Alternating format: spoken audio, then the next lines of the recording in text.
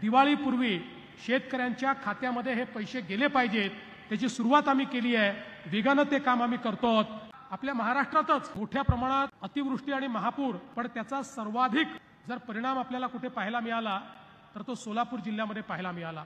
मोठ्या प्रमाणात आतोनात अशा प्रकारचं नुकसान आमच्या शेतकऱ्यांचं झालं. आमच्या शेतकऱ्यांचं जेव्हा असं नुकसान होतं त्यावेळी त्यांचं आर्थिक आणि मानसिक हे सगळं नुकसान कुठलंच सरकार भरून देऊ शकत नाही. पण आमच्या सरकारने हा निर्णय घेतला की किमान आपला शेतकरी हा स्वतःच्या पायावर उभा राहू शकला पाहिजे, अशा प्रकारची मदत आपण त्याला केली पाहिजे.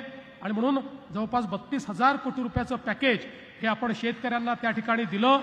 आणि आजपर्यंत जेवढ्या मदती झाल्या त्यात सर्वाधिक मदत ही यावेळेस करण्याचा निर्णय आपण घेतला.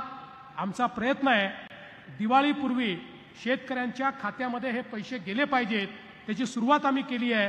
वेगानं ते काम आम्ही करतो.